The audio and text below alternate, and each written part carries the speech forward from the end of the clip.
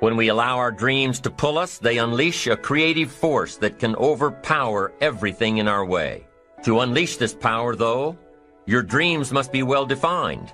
A fuzzy future has little pull power. Well-defined dreams are not fuzzy. Wishes are fuzzy. To really achieve your dreams, to really have your future plans pull you, your dreams must be vivid. If you've ever hiked a 14,000-foot peak in the Rocky Mountains, one thought has surely come to mind. How did the settlers of this country do it?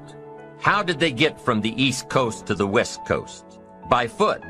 Carrying one day's supply of food and water is hard enough. Can you imagine hauling all of your worldly goods with you? Mile after mile, day after day, month after month? These people had dreams, big ones. They had ambition. They didn't focus on the hardship of getting up the mountain. In their minds, they were already on the other side. Their bodies just hadn't gotten them there yet. Despite all of their pains and struggles, births and deaths along the way, those who made it to the other side had a single vision: to reach the land of continuous sunshine and extraordinary wealth. To start over where anything was possible, where everything was possible. Their dreams were stronger than the obstacles in their way. You've got to be a dreamer. You've got to see the future finished in advance. You've got to see California while you're climbing 14,000-foot peaks. You've got to see the finish line while you're running the race. You've got to hear the cheers when you're in the middle of a monster project. And you've got to be willing to put yourself through the paces of doing the uncomfortable until it becomes comfortable. Because that's how you realize your dreams. Our great country was founded with dreams. They've always been important. Dreams are what caused thousands of people to leave their homes and families and start over in a land where anything was possible. To this day, dreams continue to bring people to our land of opportunity, to a country where you can start with little and end up with a lot. To America. Don't you sometimes wonder why so many immigrants who come to America can build a new life and a fortune while many of the people who were born here are barely surviving? They have a dream, a defined goal, ambition. Aside from the pioneers that crossed the prairies and the mountains to reach their vision of hope and future promises, there are other amazing examples of how ambition has shaped America. Take Ben Franklin, for instance. When most people think of Ben Franklin, they remember the kite and the lightning bolt and the discovery of electricity. What a lot of people may not know is that Ben Franklin was one of the first writers to address self-making. When Franklin started Poor Richard's Almanac in 1732, he used the blank spaces between the crop data and the weather information to insert clever bits of moral and practical advice.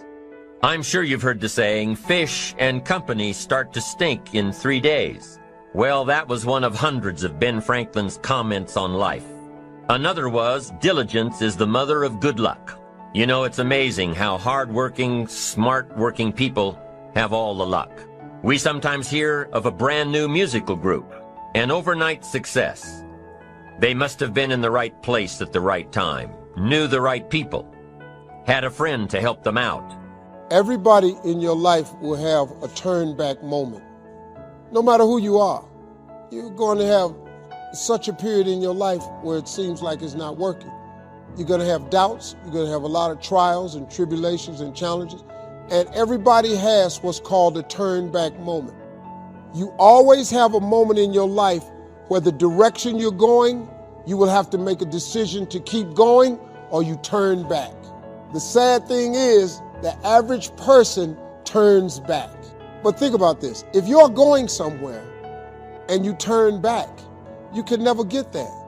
If you wake up every day and go get in your car and say, I'm going to the store, and halfway to the store, you turn around, and then the next day, you go to the store and you turn around, you do realize that you'll never get to the store. So whatever you needed from the store now is even a greater need because you turned back. And every time you turn back, it does not change the need. So what kept me going was, I made turning back, giving up, never an option. And I had really dark moments, man, where I thought I was going to I just didn't think I was gonna make it. I mean, where I am today, I didn't see it clearly at all. I had a lot of turn back moments. But you know what it was for me, man? Being successful is so hard, but I realized that not being successful was hard too.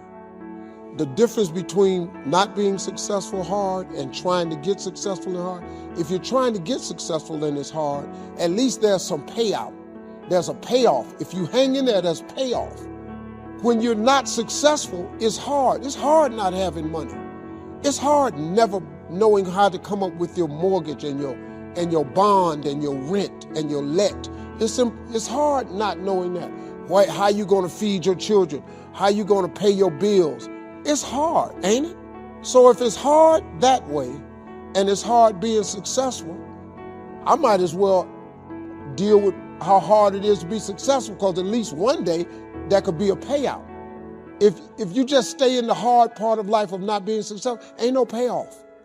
There's no result for being poor. It's just more po. You just po some more. There's no payout.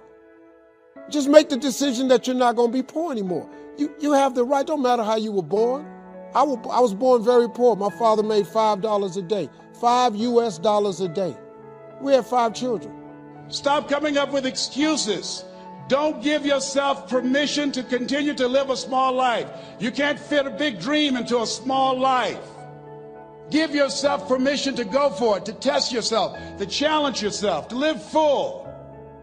I like the saying, always strive to get on top in life, because it's the bottom that's overcrowded. The reason you're here is because there's something in you that says, I can do more. This just can't be it. There's something in you. There's a calling on your life. There's something in your heart that caused you to get dressed and spend the money to go to seminar after seminar and listen to message after message and speaker after speaker. Because there's something in you that tells you this is not it for you. You have not peaked here. There's more in you that you are expressing. Eye has not seen, ear has not heard, nor has entered the heart of mankind what's in store for you if you challenge yourself, if you persist and persevere, if you take ownership for your life. George Bernard Shaw said the people that make it in this life, they look around for the circumstances that they want, and if they can't find them, they create them. Create what you want. You have the power in you to do more than you can ever begin to imagine, to control your destiny, to make a difference in our children, to make a difference on the planet, to make an impact. Let us say together, it's me. And let us say together, it's hard. Say it like you know it. Say it's hard. Ladies and gentlemen, it's hard.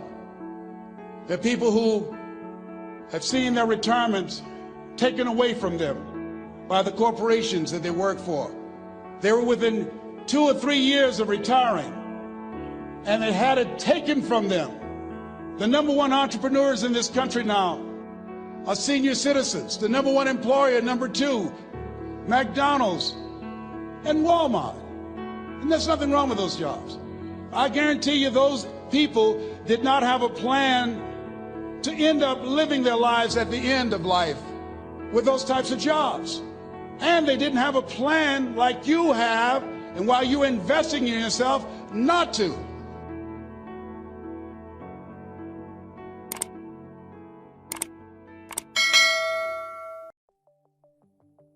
Here's the big challenge of life. You can have more than you've got because you can become more than you are.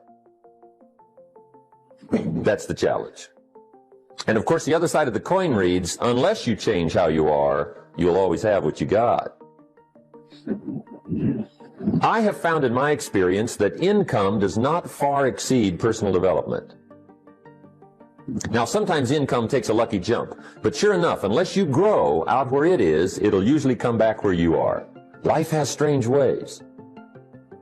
If somebody hands you $1 million, best you become a millionaire quickly, so you get to keep the money. Otherwise, sure enough, it'll disappear. Somebody once said, if you took all the money in the world, divided it up equally among everybody, it would soon all be back in the same pockets. Incredible. Success is something you attract, not something you pursue. Success is looking for a good place to stay. So instead of going after it, you work on yourself. Personal development. See, the major question to ask on the job is not what are you getting? The major question to ask on the job is what are you becoming? See, the big question is not what am I getting paid here? The big question is what am I becoming here? Because true happiness is not contained in what you get. Happiness is contained in what you become. Now here's the first lesson of economics. Everybody should learn it from the time they're old enough to understand what a dollar means, how to earn one, how to get one, how to keep one, what to do with it. First lesson of economics. We primarily get paid for value. That's lesson one. Bringing value to the marketplace, that's how you get paid. You don't get paid for the time. I know it takes time to bring value to the marketplace, but you get paid for the value, not the time. Now, since that's true, here's one of the key questions of the evening. Is it possible to become twice as valuable at the marketplace and make twice as much money in the same time? Could you become 3 times as valuable? Make 3 times as much money in the same time? Is that possible? The answer is yes, if. And it's always if, right? Life is known as the big if. Harry Truman once said, life is iffy. How true.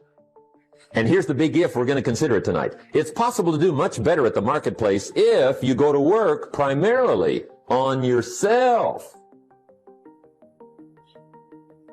People have asked me for the last 24 years, how do you develop an above average income? And the answer is, become an above average person.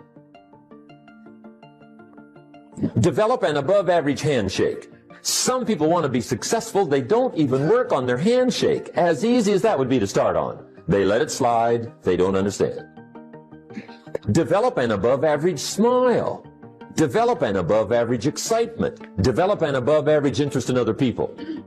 Develop an above average intensity to win. See, that'll change everything. Probably one of the most frustrating experiences in life is looking for an above average job with above average pay without becoming an above average person. It's called frustration.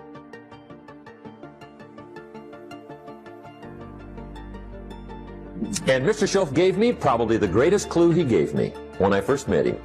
He said, Jim, if you want to be wealthy and happy the rest of your life, just learn this lesson well.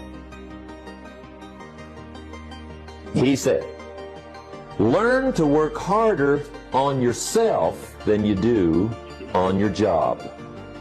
For things to change for you, you've got to change. Otherwise, it isn't going to change.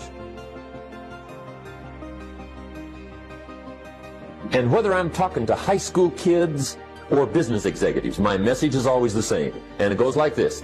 The only way it gets better for you is when you get better. And see, that's how life gets better for you, not by chance, but by change. Don't wish it was easier, wish you were better. See, that triggered my whole life change. Don't wish for less problems, wish for more skills. Don't wish for less challenge. Wish for more wisdom. That's the key. Take full responsibility for what happens to you. It's one of the highest forms of human maturity, accepting full responsibility. It's the day you know you've passed from childhood to adulthood, the day you accept full responsibility. And another note, learn to reap in the fall without apology. Without apology if you do well, and without complaint if you don't. That's maturity. It's not what happens that determines the quality or the quantity of your life. It's not what happens. And the reason is because what happens to about everybody. No different. The sun went down on all of us last night.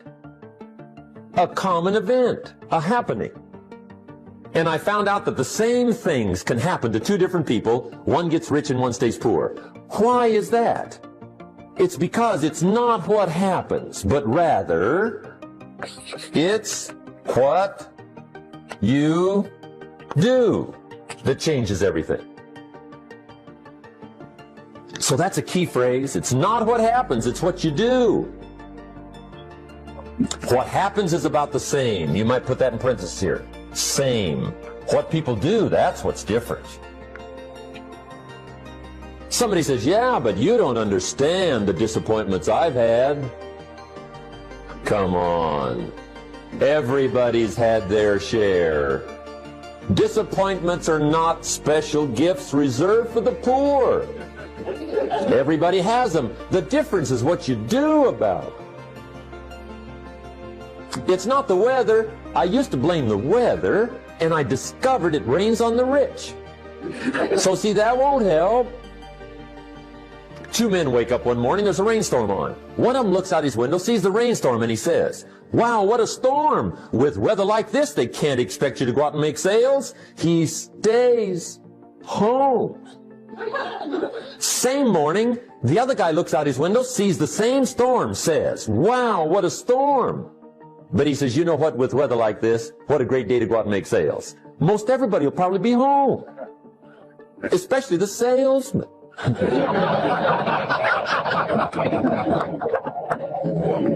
See, that's the difference in how your life works out. It's not what happens, it's what you do.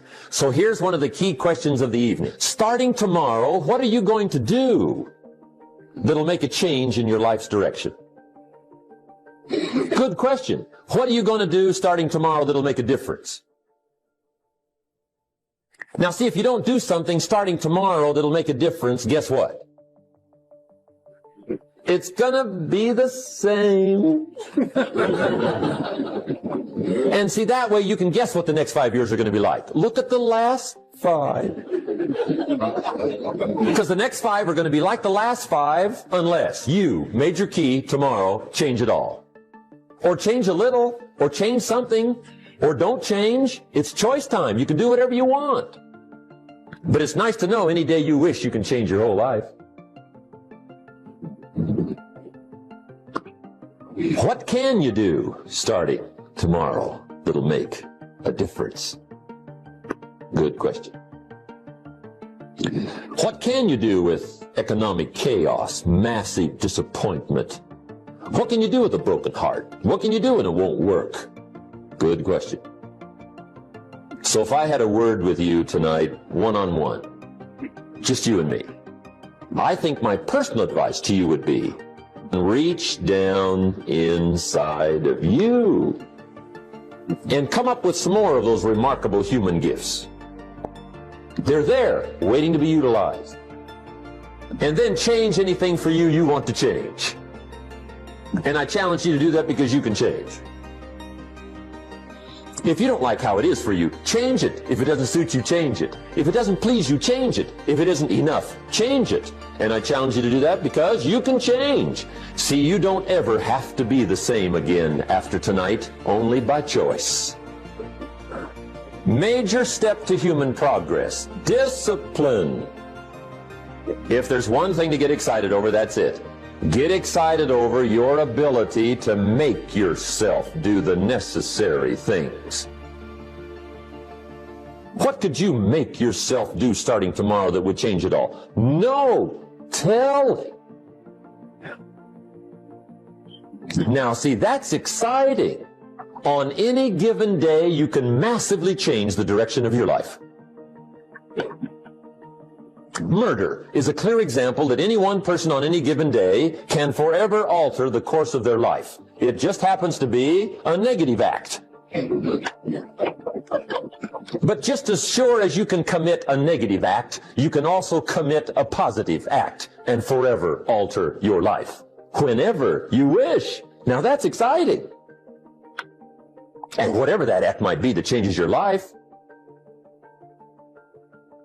The guy finally takes a shotgun to his car and blows out every window, destroys every tire, puts 100 rounds in this shabby old thing. And he says, I have driven this embarrassing thing for the last time.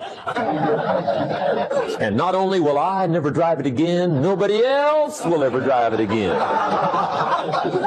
And he lets that shuddering thing stand there for a while as a monument to the day he said, today my life changes. Now who can do that? Anybody. When can you do it? Whatever day you pick.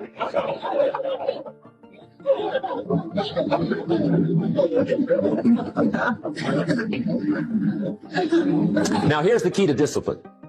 Start with the little disciplines, get excited over the little disciplines, and get right on those, because those will lead to the big ones. You can't handle the big challenges in life unless you take on the little ones. Make a list of all the things you can do, get right on those. Find out how things work. The first key to doing better is find out. To change your life, really, you need ideas. There isn't anything an idea can't change. And Schoaf taught me the major problem is lack of an idea, not a problem. At first I didn't have any money. I said to Mr. Schoaf, I don't have any money. He said, that's not a problem. Now see, up until then I always thought it was. Right? I was confused. He said, no, the problem is lack of an idea on how to create money and wealth. It isn't lack of money, it's lack of ideas. So if you get the ideas, see, you can change anything. Now to get ideas, you need a constant study of finding out. Now Schoaf also said, when you find out something that works, put the information in your journal. Don't use your head for a filing cabinet. Put it in your journal so that you can do the next best thing. Repetition, repetition, repetition. Go over it. And if you repeat it, go over it, sure enough, someday, some mysterious day, the idea takes root, starts to grow, and shows up in your bank account, and your dress, and your personality, and your lifestyle. But capture the ideas in your journal. Find out how things work. Schoaf gave me this word for my life change. He said, study. Great word. If you wish to be successful, study success. If you wish to be happy, study happiness. If you wish to be wealthy, study wealth. Don't leave it to chance. Make it a study. Some people just go through the day with their fingers crossed. See, that won't do it. You've got to study the things that can change your economic, social, spiritual, personal life. Now, here's a qualifying phrase. And we'll have several of these qualifying phrases throughout the seminar. Here's the first one. You may not be able to do all you find out. I understand that. You may not be able to do all you find out, but you should find out all you can do. See, you don't want to wind up at the end of your life and discover that you've lived only 1/10 of it. And the other 9/10 went down the drain. Not for lack of opportunity, for lack of information. Become a good reader. All of the successful people I know and work with around the world, they're all good readers. Curiosity drives them to read. They got to know. They just read.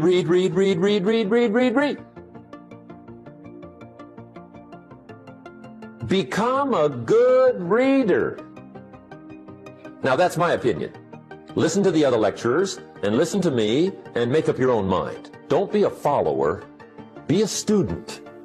Okay? I say, really, for life change, you got to read. One way to learn is from your own experiences, but another way to learn is from other people's experiences. See, one book might save you 5 years if you read it.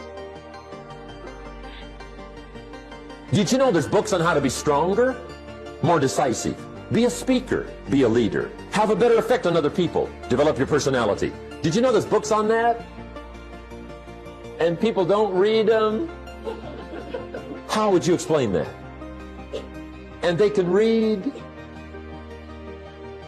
Did you know that hundreds of successful people have written their stories in books and they wrote down how they did it, and people don't read it? How would you explain that? The guy's busy, I guess. You know, you get tied up.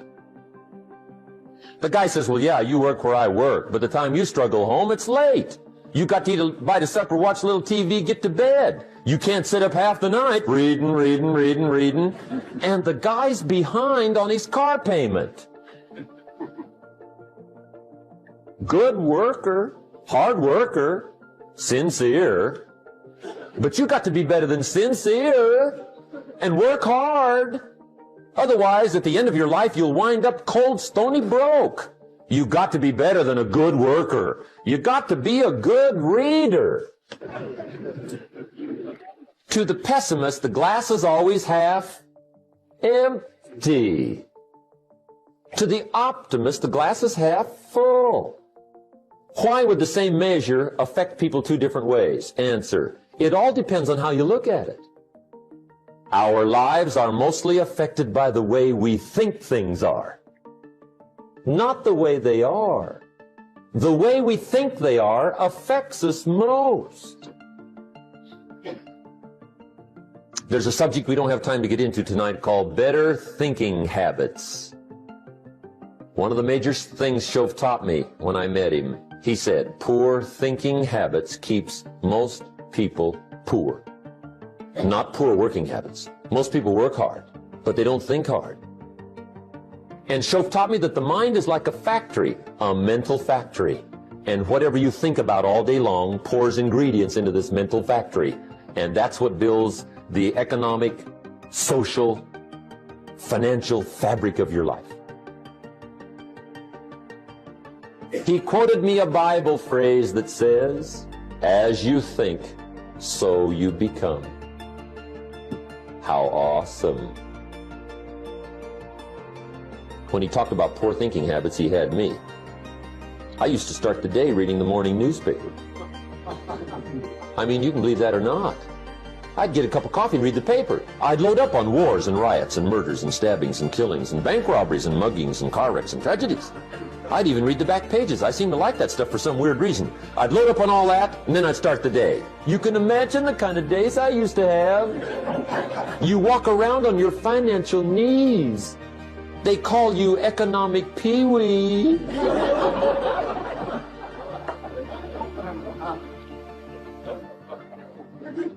The guy says, I want to be a great leader. Wonderful. The first thing we do is follow him to his house. When we get there, we walk in and check his library, number one. Somebody says, well, why check his library? The reason is because what a man reads pours massive ingredients into his mental factory, and the fabric of his life is built from those ingredients. You would not believe what some people have got in their house to read. You would not believe. One of the best dressed up words I know for a lot of it is trash. Can you imagine dumping a barrel of trash into this mental factory every day and coming out with a rich, dynamic, positive life? It can't be done. You might as well try making a cake with cement. The kids back in Danbury, Connecticut, high school, they're asking me questions one day. I'm talking to the kids. Kids got good questions these days. One of them said to me, Mr. Rohn, how do you build the good life?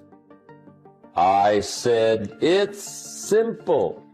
It's not easy, but it's simple.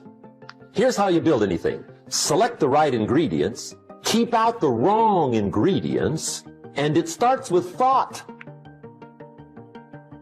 Everything starts with thought. So you must be wise and careful what you think about, because that starts everything. You got to be wise and careful. I asked the kids, what would happen if somebody dropped sugar in my coffee? They said, "Will you be okay?" I said, "What if somebody dropped strychnine in my coffee?" They said, "Well, you'd be dead." I said, "Correct. Lesson 1. Life is both sugar and strychnine. You gotta be careful." I said, "What if my worst enemy drops in the sugar?" They said, "Will you be okay?" I said, "What if my best friend, even by accident, drops in the strychnine?" They said, "Well, you'd be dead." I said, "Correct. Lesson 2. Watch your coffee."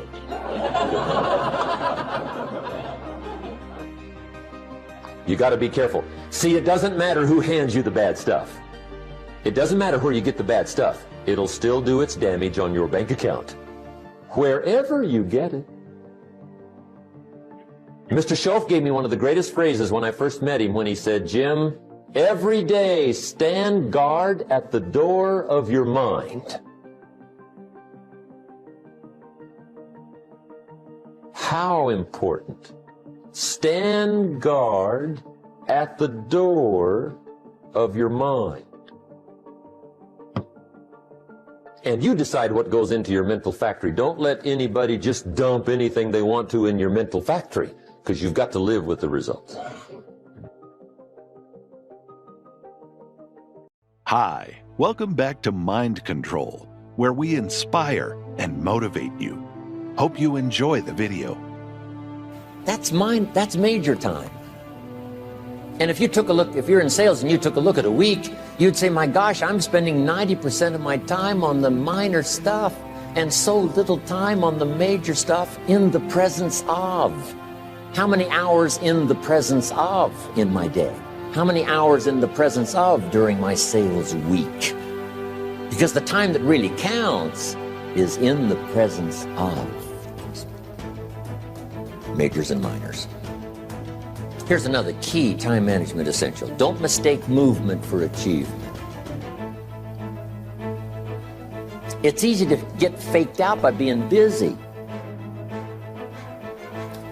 Guy comes home at night all exhausted, falls in the chair and says, "Oh, I've been going. Here's the big question. Doing what? It's not the going. Some people are going, and they're doing figure eights. Their progress is small. So don't mistake movement for achievement. Here's another one in sales we learned. Don't mistake courtesy for consent. If somebody's pleasant and they nod, you say, "Oh, they're going to buy." No, they're courteous. You can't mistake courtesy for consent. Now here's a big one, concentration. I had to learn this. All those years ago, I'm in the shower trying to compose a letter. Found it turns out to be a strange letter. So here's what I learned to do. Save the work till you get to the office. Save the work till you get to the work. Don't try to get to the office on the way to work. On the way to work, enjoy the way. In the shower, enjoy the shower. Then go to work when you get to work. I found this to be helpful. Concentration. Here's another big one. Learn to say no. I'm telling you, in such a social society we have now, it's so easy to try to be a nice person, saying yes to everything. Find yourself overloaded. Now you got to call and make the, well, gosh, you know, all the time it takes to back out of something that you said yes to too quickly. Here's what might be better. I don't think so, but if that changes, I'll call you. Little things you can use not to overcommit yourself. My friend Ron Reynolds says, don't let your mouth overload your back. It's a good one. Now here's a big one on time management. When you work, when you play, don't mix the two. Don't work at play. I used to take my family to the beach and I would bring my briefcase. I learned not to do that. Or at the beach, I'm saying I should be at the office.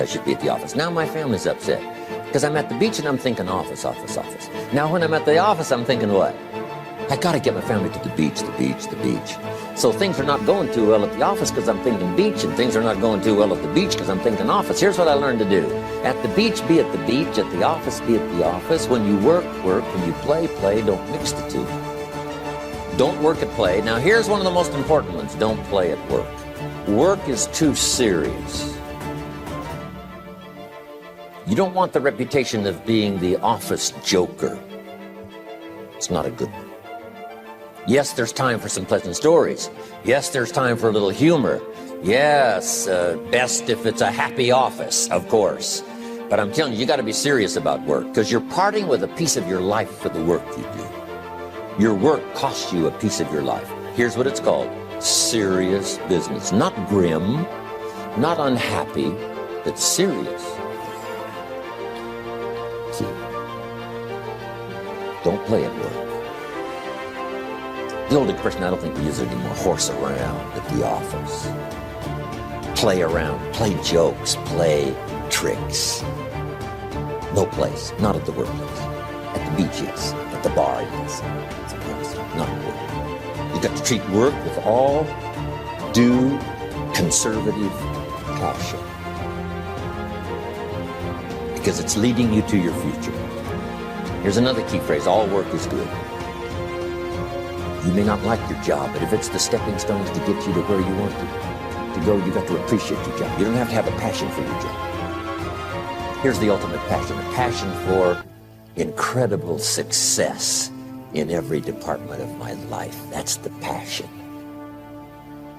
But don't look down on some menial job you have to do to finally get you to where you want to go. No job is menial. No job is not, no, every job is noble. Training life for pay, making a contribution to society. Next, analyze how you are. And if you have some weaknesses, if you can't, doesn't seem like you can change, here's the key: get it covered. I used to keep promising myself I'd keep the books, keep the books, keep the books. Finally, I gave that up. And back then, it only took me an extra $50, $60 a month for some accountant to keep the books. I said, no, I'm going to save the $50. You can't believe what I started losing in productivity because I tried to save the $50. So the key is, a lot of the time you can stay like you are, but just make sure you get it covered. Okay. Next, beware of the telephone and all other systems of communication, especially the telephone at home and systems of communication at home. And here's one of the best lines I've got for you for the weekend: let all communication systems serve you, but don't let them intrude. When it comes time to have dinner with your family, you shut off all systems, unless the ones that can take messages silently. Don't let the phone ring. Don't let anybody intrude, come through the front door nor the back door, nor through the telephone or any other device. So you can't reach John and his family when he's having dinner. The President of the United States couldn't get through. If you develop that kind of a reputation, father, mother, when we have dinner, when we're visiting and have this time with our family, nothing intrudes. So don't let these clever little devices keep intruding. You've got to have a place that's sacrosanct, it's valuable. You don't let anything in for that period of time. So, isn't that good advice? Excellent advice. Here's the next one. Read all the books. You know, I've only got a few notes here on time management, but if you've got some particular challenges, you run a big organization, a big corporation, you've got some challenges, there's plenty of books. Now, here's what's next. Just be more alert to the things that might be stealing your time. Here's why. Time is like capital. You can't let someone steal your seed corn. You can't let someone steal your capital. And you can't let someone steal your time. You must designate your time. And some of the time that you designate, you must not let anyone steal. Casual time, you might let someone intrude and steal a little bit and take a little bit, but not serious time. Next. One of the great time management savers is to learn to ask questions up front. Sometimes you talk to somebody for an hour, and then you ask questions and find out if you would have asked those questions up front, you could have saved yourself an hour. Asking questions up front helps you to get to the problem now. But if you just launch into some discourse, you might waste 30 minutes, waste an hour, when here's what you should have been talking about. After you finished an hour, you say, John, what's really the problem? He said, well, it's something personal. See, that's what you should have been talking about this whole hour. See? Next, learn to think on paper. And we're going to take a break. Some ways to think on paper. One, we've covered one. Solving problems. Take it out of your head and put it on paper. Another one is setting goals. Making these lists we've already started. Here's another good way to think on paper. It's a projects book. Each person you're working with and each project you're working on, get a loose leaf binder and a tab and some pieces of paper behind the tab, and do a little continual summary of how it's going between you and that person and between you and that project. I call it a projects book. It is so useful to me. But what's going on between you and this person? When you last got together, what did you talk about? And you got a few notes there. Here's what we talked about the last time we got together. Now when you get together again, you can review that so you'll know better what to talk about. When the president gets ready to travel and he's going to meet some important people, guess what they bring him? All these briefing books. Right? The last time you were with Khrushchev, Kennedy is informed. Here's what he said and here's what you said. Kennedy said, oh, that's valuable. I need to remember that. If a person is important, it's worth a little running account. You might even have a projects book for your children. Here's what's happening between me and my child. We've talked about this and we've talked about this and we've talked about this. Next, a day timer. Keeping track of all of your appointments.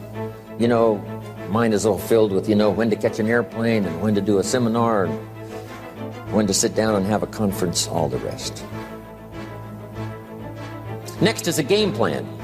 If you've got a house and the, insurance is going to come due and some other things are going to come due, you just put it on a spreadsheet and make sure it's taken care of. Key phrase, take things out of your head and put them on paper. And the key is to just experiment with different ways that helps you to do that. Now here's the last one, thinking on paper, and that's to keep a journal. One of the things I'm known for around the world, have been now for 39, 40 years, is keeping a journal. Now my journal is not it's not necessarily it's not like a diary. It might be part diary. I'm flying over Ireland and write down a few little things that impress me. Today I met this person. Wow, what an extraordinary event. Today I conducted this seminar in Rome. 1,000 people stood up and sang for me. I've got a little bit of a diary in there. But here's what primarily your journal is for. Collecting good ideas. A journal is to collect good ideas on your health, good ideas for your business, good ideas for your future, good ideas for time management. Because I used to take notes on pieces of paper and torn off corners and backs of old envelopes and restaurant placemats. And I threw all this stuff in a drawer. It did not serve me well. I finally learned to get a bound copy, right? And just keep a journal, right? If I was here, I had my journal, I'd be taking notes, right? These 2 days in my journal. Now, if you're caught without your journal, you just take the notes when you get back home. You put those notes in your journal, throw the paper away. Because we don't usually go through paper to review. But see, my journals now make up a significant part of my own library. My journals all reserved privately for my children and my grandchildren. Can you imagine what I've collected over the years? It's unbelievable. There are 3 treasures to leave behind. I think you've already got those notes, right? Here they are. Number 1, your pictures. Don't leave the event unrecorded. It takes only a fraction of a second to say, here's who I was with. It's when I travel the world, right? We take all these pictures, and here's one of the gifts. People send me the pictures they took of me and them. It's part of the treasures I have on the farm. Incredible. A picture's worth 1,000 words to describe the scene, the emotion, what happened. Say, wow, this was an extraordinary day for me when I met these people. Here's what they told me happened to them when they went to my seminar 10 years ago. Wow, drama comes back if you've taken the pictures. It's one of the treasures to leave behind when you go. We'd like to thank you so much for watching till the end. Don't forget to share your thoughts in the comments section. Please also like, subscribe, and share this video with your friends and families. Please watch our other motivational videos. Thank you again.